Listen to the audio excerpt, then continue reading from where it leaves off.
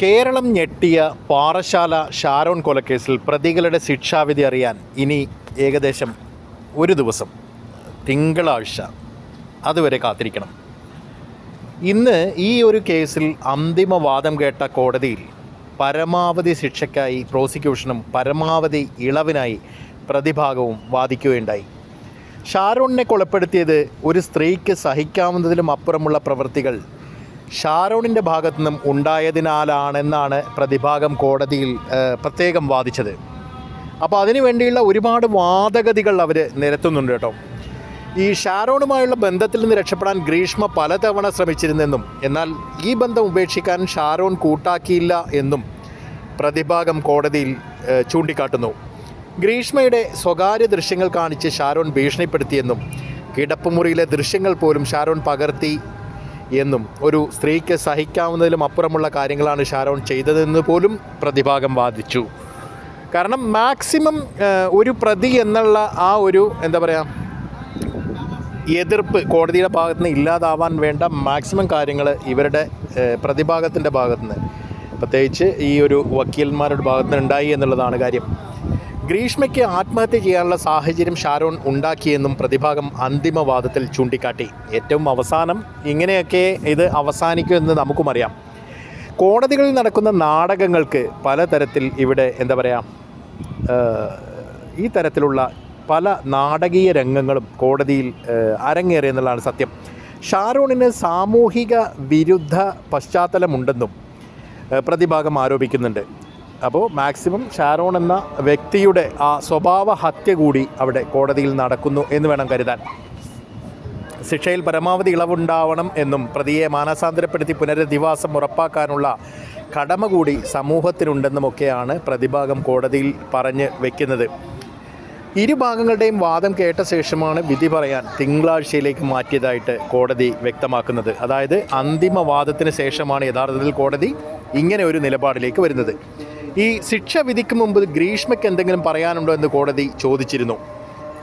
ഇതിന് പിന്നാലെ ഗ്രീഷ്മ കോടതിയിൽ കത്തും നൽകി. തനിക്ക് 24 വയസ്സ് മാത്രമാണ് പ്രായം. അപ്പോൾ മാക്സിമം കോടതിയുടെ അനുകമ്പ പിടിച്ചു പറ്റാനുള്ള മുഴുവൻ പരിപാടികളും ഇവർ നടപ്പിലാക്കിയിരുന്നു എന്ന് വേണം കരുതാൻ.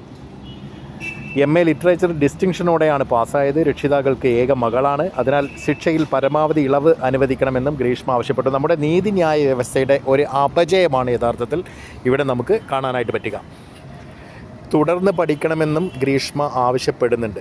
ഈ കത്തിനൊപ്പം ബിരുദ സർട്ടിഫിക്കറ്റും ഗ്രീഷ്മ കോടതിക്ക് കൈമാറി.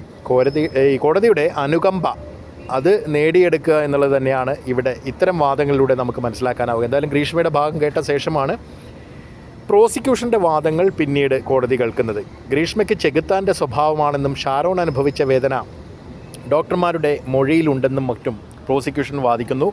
വളരെ തർക്കരഹിതമായി കാര്യങ്ങൾ അവതരിപ്പിക്കാൻ പ്രോസിക്യൂഷന് കഴിയുന്നു എന്നുള്ളതാണ് നമുക്ക് ഇതിൽ നിന്ന് കാണാനാവുക.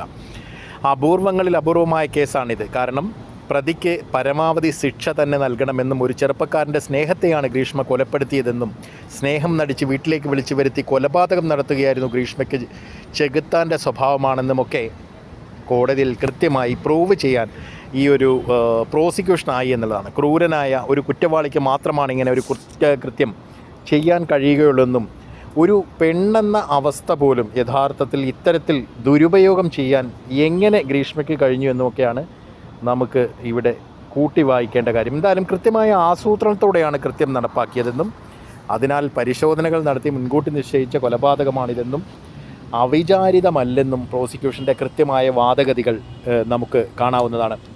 വിദ്യാസമ്പന്നയായ യുവതി വിവരങ്ങളെ ദുരുപയോഗം ചെയ്യുകയാണ് ചെയ്തത്. ഷാരോണിനും സ്വപ്നങ്ങളുണ്ടായിരുന്നെന്നും കുറേ സ്വപ്നങ്ങളാണ് ഗ്രീഷ്മ ഈ ഒരു കൊലപാതകത്തിലൂടെ തകർത്തെറിഞ്ഞതെന്നും പ്രതിക്ക് മനസ്താപം ഉണ്ടാകില്ല എന്നും അതുകൊണ്ട് തന്നെ പ്രതി ഒരു ദയയും അർഹിക്കുന്നില്ലെന്നും പ്രോസിക്യൂഷൻ വാദിച്ചു. വധശിക്ഷ തന്നെ നൽകണമെന്നാണ് യഥാർത്ഥത്തിൽ പ്രോസിക്യൂഷൻ്റെ വാദം. അപ്പോൾ ഷാരോണിന് സാമൂഹിക വിരുദ്ധ പശ്ചാത്തലമുണ്ടെന്നൊക്കെയാണ് പ്രതിഭാഗം കോടതിയിൽ വാദിച്ചത്. എന്തായാലും ഗ്രീഷ്മയ്ക്ക് പരമാവധി വധശിക്ഷ നൽകണമെന്നാണ് നമ്മൾ നേരത്തെ പറഞ്ഞ പോലെ തന്നെയുള്ള ഒരു അവസാന വാദം ഉണ്ടായതെന്ന് വേണമെങ്കിൽ പറയാം. ഷാരോൺ നിരന്തരം പീഡിപ്പിക്കാറുണ്ടായിരുന്നുവെന്നും ബന്ധത്തിൽ നിന്ന് പലപ്പോഴും ഒഴിഞ്ഞുമാറാൻ ശ്രമിച്ചെങ്കിലും ഷാരോൺ സമ്മതിച്ചില്ലെന്നും പ്രതിഭാഗം കോടതിയിൽ വാദിക്കുന്നുണ്ട്. കാമുകനായ മൂര്യങ്കര JP ഹൗസിൽ JP ഷാരോൺ രാജി ഇവരെ അല്ലെങ്കിൽ വിളിച്ചു വരുത്തി കഷായത്തിൽ കീടനാശിനി കലർത്തി നൽകി കൊലപ്പെടുത്തിയെന്നാണ് കേസ്. യഥാർത്ഥത്തിൽ ഇവരുടെയൊക്കെ പേരുകൾ ചെറിയ ഗ്രീഷ്മ എന്നുള്ളത് രാജി എന്നുള്ളതാണ്. അപ്പോൾ ഇവിടെ മനസ്സിലാക്കേണ്ട കാര്യം, കാമുകനായ മൂര്യങ്കര JP ഹൗസിൽ JP ഷാരോൺ രാജിനെ വീട്ടിലേക്ക് വിളിച്ചു വരുത്തി കഷായത്തിൽ കീടനാശിനി കലർത്തി നൽകി കൊലപ്പെടുത്തിയെന്നാണ് കേസ്. 2021 ഒക്ടോബർ മുതലാണ് ഷാരോൺ രാജും ഗ്രീഷ്മയും പ്രണയത്തിലാകുന്നതും. 2022 മാർച്ച് 4 പട്ടാളത്തിൽ ജോലിയുള്ള ഒരാളുമായി ഗ്രീഷ്മയ്ക്ക് വിവാഹ നിശ്ചയം നടത്തിയതിനെ തുടർന്ന് ഇരുവരും പിണങ്ങുകയും, എന്നാൽ ഒരു നാടക രൂപത്തിൽ കാര്യങ്ങൾ അവതരിപ്പിച്ച് ഗ്രീഷ്മ വീണ്ടും 2022 മെയ് മുതൽ ഷാരോണുമായി അടുപ്പത്തിലാവുന്നു. നവംബറിൽ ഷാരോണിൻ്റെ വീട്ടിൽ വെച്ച് താലി കെട്ടുന്നു. വെട്ടുകാട് പള്ളിയിൽ വെച്ചും താലി കെട്ടി. ഇതിനുശേഷം തൃപ്പരപ്പിലുള്ള ഹോട്ടലിൽ മുറിയെടുത്ത് ശാരീരിക ബന്ധത്തിൽ ഏർപ്പെട്ടു. വിവാഹം അടുത്തു വരുന്നതിനാൽ ഷാരോണിനെ ഒഴിവാക്കാൻ ഗ്രീഷ്മ തീരുമാനിച്ചിരുന്നു. അപ്പോൾ കൃത്യമായ ഗൂഢാലോചനകൾ ഈ ഒരു കാര്യത്തിൽ നടന്നിരിക്കുന്നു എന്നുള്ളതാണ് കഥ.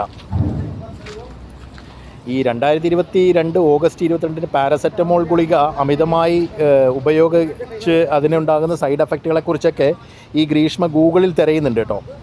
അപ്പോൾ ഇത്തരത്തിൽ പല പരിപാടികളും ചെയ്യുകയും ഇത് കൃത്യമായി ആസൂത്രണം ചെയ്യുകയും ഈ ഒരു പാരസെറ്റമോൾ ഗുളിക കലർത്തിയ, അമിതമായ അളവിൽ കലർത്തിയ ലായനി ഷാരോണിനെ കൊണ്ട് കുടിപ്പിക്കുകയും എല്ലാം ചെയ്യുന്നു ഗ്രീഷ്മ.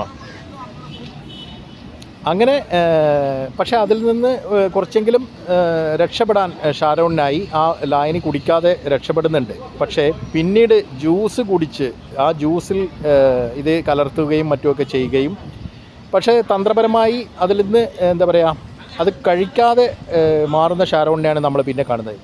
മറ്റൊരു ദിവസം വീട്ടിൽ ആരുമില്ലെന്നും വരണമെന്നും ആവശ്യപ്പെട്ടുകൊണ്ട് ഇവർ സെക്സ് ചാറ്റ് ചെയ്ത് ശാരീരിക ബന്ധം വാഗ്ദാനം ചെയ്ത് ഷാരോണിനെ ക്ഷണിക്കുന്നു.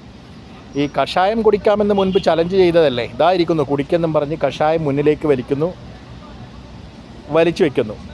ഷാരോണിനെ കൊണ്ട് ആ കഷായം കുടിപ്പിക്കുന്നുണ്ട്. പക്ഷേ കഷായം കുടിച്ച ഉടൻ തന്നെ ഇയാൾ ഛർദ്ദിക്കുകയും കൂട്ടുകാരനെ വിളിച്ചു വരുത്തുകയും അവിടെ നിന്ന് പോവുകയും പോകുന്ന വഴിയിലെല്ലാം ഛർദ്ദിക്കുകയും ഒക്കെ ചെയ്യുന്ന വളരെ അപകടകരമായ രീതിയിലേക്ക് ഇയാളുടെ ആന്തരിക അവയവങ്ങളെല്ലാം തന്നെ തകരാറിലാകുന്ന രീതിയിലേക്കുള്ള വിഷാംശം ഇയാളുടെ ശരീരത്തിൽ കടന്നു കഴിഞ്ഞതായിട്ട് പിന്നീടാണ് മനസ്സിലാവുന്നത്.